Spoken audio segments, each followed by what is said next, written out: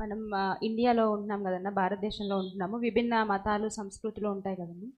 So అందరితో మనం కలిసి ఉన్నప్పుడు వాళ్ళు మనకి హ్యాపీ క్రిస్మస్ చెప్తే మనం హ్యాపీ పొంగల్ అలా చెప్పచ్చా, క్రైస్తవులు చెప్పచ్చా అనే ప్రశ్న చాలా మందికి ఉంది.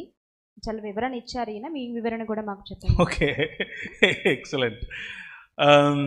ఓకే, ఇది మనము చాలా జాగ్రత్తగా దీన్ని హ్యాండిల్ చేయాలి, ఈ ప్రశ్నని. సో కొంచెం జాగ్రత్తగా వినండి నేను చెప్పేది. మనిషిని మనిషిగా చూడమని బైబిల్ చెప్తోంది.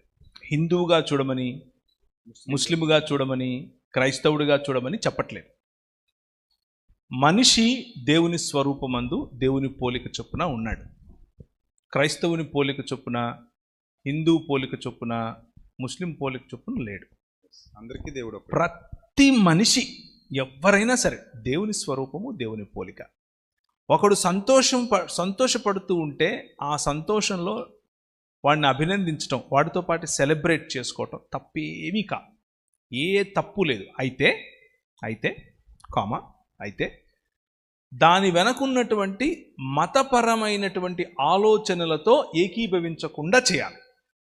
మళ్ళీ చెప్పనా, సంతోషంలో పాల్గొనాలి, కానీ మతపరమైనటువంటి ఆలోచనలు, విగ్రహపరమైనటువంటి ఆలోచనలతో పాల్గొనకుండా చేయాలి. ఆరాధన. విగ్రహపరమైనటువంటి ఆలోచనలు అంటే ఏమిటంటే, ప్రతి విగ్రహము ఒక భావజాలంతో వస్తుంది. ఉదాహరణకు హోలీ అంటే ఏంటి? తెలుగు ఇంగ్లీష్ హోలీ కాదు, హోలీ పండగ. హోలీ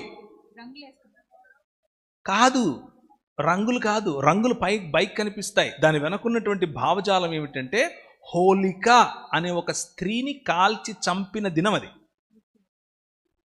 మళ్ళీ చెప్పనా, హోలిక అనేటటువంటి ఒక స్త్రీని దహించినటువంటి హోలికా దహన్ అని ఈ రోజుకు కూడా ప్రతి హోలీ పండుగ రోజు చేస్తారు.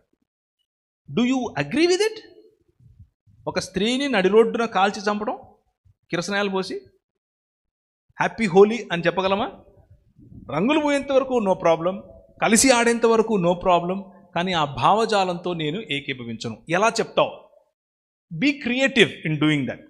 ఆలోచించి నీ నీ నీ భావజాలాన్ని, నేను దాంతో ఏకీభవించను, కానీ నువ్వు సంతోషంగా ఉండడం నాకు ఇష్టం, నీతో పాటు నేను సంతోషంగా ఉంటాను అని చెప్పే పరిణతి నీలో రావాలి.